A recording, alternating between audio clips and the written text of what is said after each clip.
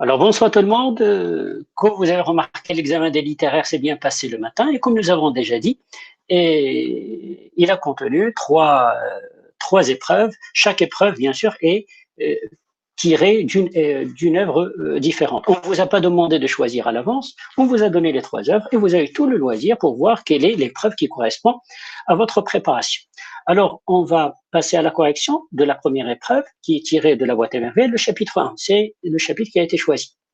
Vous savez très bien, dans le chapitre 1, nous avons essentiellement deux événements. Vous avez la visite au Bain-Mort et vous avez également la dispute de la mère avec Ahmad à cause du jour du linge. Alors, on a commencé par parler de la mère, justement le passage où le narrateur parle de sa mère et comment il est fier de ses origines et les descendants du prophète, Shérifa, puis directement un cas particulier où justement cette descendance est critiquée, où il est mis à l'épreuve lors de sa dispute avec Ahmad, qui a lavé ses vêtements le même jour qu'elle. Donc vous avez ici tout d'abord le début de l'extrait, vous avez cette description justement de la relation de la mère avec ses origines, puis vous avez l'événement. Et vous avez également le début du deuxième moment de la dispute, c'est lorsque le père est revenu, n'est-ce pas? Et la mère et le père étaient indifférents à son chagrin. On va passer aux questions. Première question, comme d'habitude, c'est une question d'identification. Prénom et nom de l'auteur. Comme vous pouvez remarquer ici, on ne vous a pas demandé le titre parce que dans cet examen, pour la boîte, on a signalé que c'est la boîte à merveille, on a signalé pour le dernier jour que c'est le dernier jour, on a signalé pour Antigone que c'est Antigone. La référence du titre a été donnée à la fin. Bien sûr, on va vous demander donc autre chose par la suite. Vous avez, comme d'habitude, vous avez 4 informations. Donc, prénom et nom de l'auteur.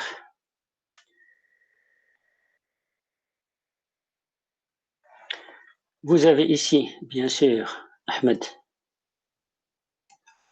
Sfawi. Genre littéraire, bien sûr, c'est un roman autobiographique.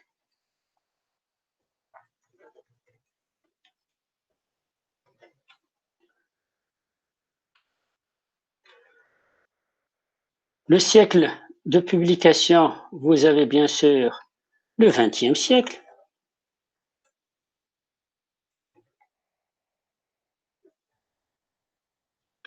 Et finalement, ville où se déroule l'histoire, vous avez bien sûr la ville de Fès. Ce qui est intéressant ici, c'est qu'ils étaient obligés de donner un élément qui n'était pas commun pour la question d'identification. Et pourquoi cela? Parce que, tout simplement, ils n'ont pas demandé le titre. Donc, il faut s'attendre ici à une question un petit peu différente de ce qu'on peut avoir d'habitude. Par exemple, on peut vous demander le nom du narrateur, on peut vous demander également le type de littérature, la littérature maghrébine d'expression française, c'est une possibilité. La deuxième question, la question de situation. La question de situation, comme j'ai déjà dit, c'est lorsqu'on vous pose une question que vous n'avez pas dans le texte, mais vous l'avez dans l'œuvre. Ici, on ne vous a pas demandé de situer le passage. On vous a posé la question suivante.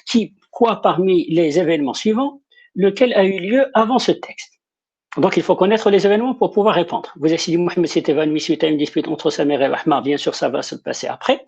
Ahmad a lavé son linge un lundi, jour réservé d'habitude à Lala Zoubida. C'est la bonne réponse. C'est ça ce qui s'est passé avant. Et Lala Zoubida s'est réconciliée avec sa voisine Ahmad. Lala Zoubida ne va se réconcilier avec Ahmad qu'après, n'est-ce pas? C'est lors de la disparition de Zineb et lorsqu'on l'a retrouvée. Donc, la bonne réponse, c'est bien sûr ici, c'est B. C'est la bonne réponse. Lala Zoubida se voit comme une personne supérieure à Ahmad.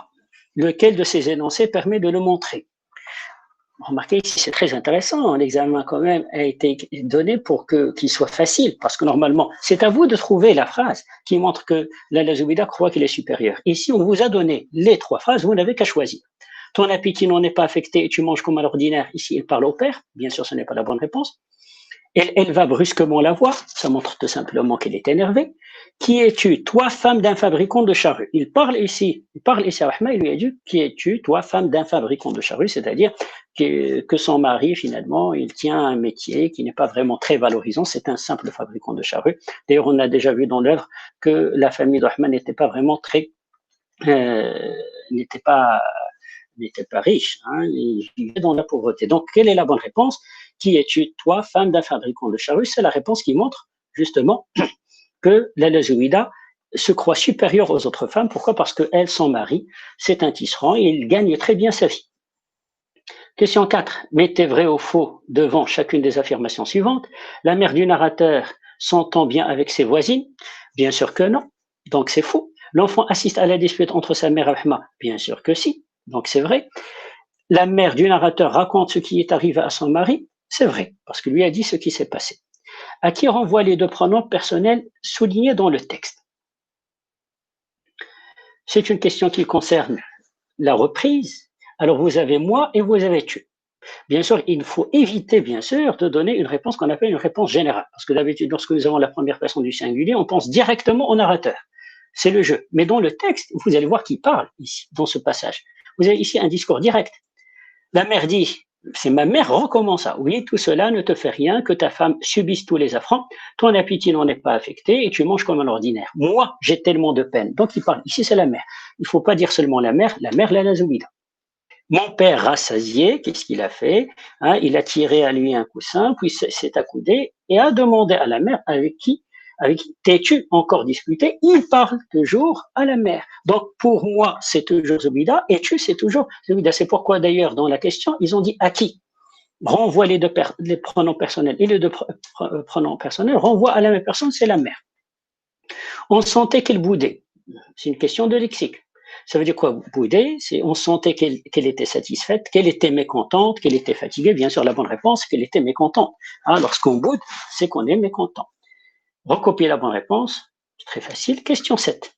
La question 7, pour le champ lexical, vous vous rappelez, nous avons déjà vu cela dans un examen qui concerne le chapitre 8. On vous donne des mots et on vous dit quels sont les mots qui appartiennent au champ lexical demandé au lieu de vous dire directement de trouver les mots dans le texte. Ils ont dit 3 des éléments ci-dessus tirés du texte appartiennent au champ lexical de la dispute. Alors, descendant, non, phrase violente, bien sûr, hein, ça montre la dispute. Papier, bien sûr, non. Parole inconvenante, bien sûr, c'est-à-dire impoli. C'est la deuxième proposition. Querelle, bien sûr, les disputes. Ce sont les 3 éléments qui appartiennent au champ lexical de la dispute. Retenez-les sur votre copie. Voilà. On passe maintenant à la question 8. Normalement, on doit s'attendre à une question de figure de style. Voilà. Moi, j'ai tellement de peine sur le cœur que je ne mangerai plus jamais de ma vie. La figure de style exprimée dans cette phrase est une personnification, une hyperbole, une énumération. Bien sûr, c'est une hyperbole parce qu'il y a une exagération.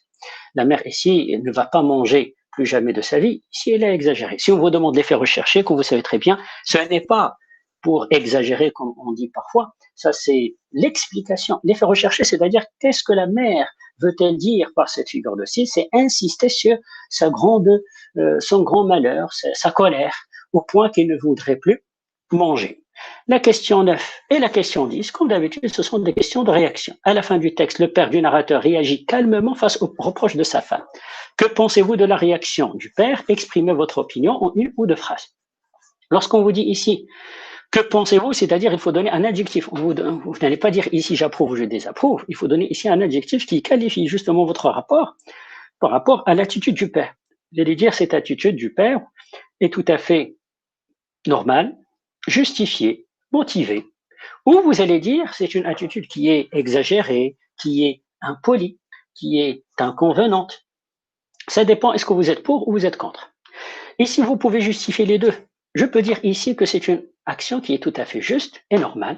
Pourquoi? Parce que la mère a l'habitude de se bagarrer, donc il faut pas en faire une exception. Et également, face au problème, il faut rester toujours digne, stoïque, hein, et calme et tranquille pour avoir l'esprit clair. Donc ici, pourquoi le père avait raison de le faire? Parce que la mère a l'habitude de se bagarrer. Deuxièmement, c'est que face justement aux problèmes, aux ennuis, il faut toujours avoir une attitude digne, il ne faut pas se hâter, il faut pas être hâtif, mais il faut être calme pour pouvoir trouver les meilleures solutions. Si vous n'êtes pas d'accord, vous allez dire c'est une attitude du père qui est tout à fait impolie et exagérée. Pourquoi? Parce que la mère était très triste, hein, elle était malheureuse. Il fallait comprendre son chagrin et essayer de la consoler et de la réconforter. Pour la question 10, la mère du narrateur Lala Zouida se dispute tout le temps avec les voisines. Êtes-vous d'accord avec cette remarque? Et là, il faut faire très attention à la correction. Voilà la bonne réponse. Il ne faut pas dire ici, on ne vous pose pas la question ici, est-ce que vous êtes d'accord avec la violence? La dispute de la mère. On vous dit, est-ce que vous êtes d'accord avec cette remarque? Quelle remarque? Que Lala Zouida se dispute tout le temps avec les voisines. Donc si vous dites oui, pas que oui, vous êtes d'accord avec l'attitude de Lala Zouida, oui, que vous êtes d'accord avec cette remarque, que c'est vrai que Lala Zouida se dispute tout le temps avec les voisines. Ou vous allez dire non. À vrai dire, les deux réponses seront correctes. Pourquoi? Parce que si on dit oui, pourquoi on va dire ici oui? Parce que le père, justement, a dit qu'il a l'habitude de se disputer. On va dire ici la querelle chez la mère, c'est une habitude, c'est une femme querelleuse et s'indigne à chaque fois qu'on se comporte mal avec elle parce qu'elle se croit supérieure aux autres femmes. Voilà la bonne réponse. Donc il faut dire oui. Vous allez dire que c'est une femme querelleuse, il se dispute souvent avec les femmes lorsque ils ne sont pas polis avec elle. En effet, il se croit supérieur à elle en raison de ses origines nobles. Ou vous allez dire non. Pourquoi vous allez dire non? C'est vrai que le père ici a dit avec qui t'es-tu encore disputé? Mais dans notre lecture du texte ou du roman, on a trouvé que ces disputes. Vous avez remarqué qu'il n'y a pas un autre moment où la mère s'est disputée avec quelqu'un.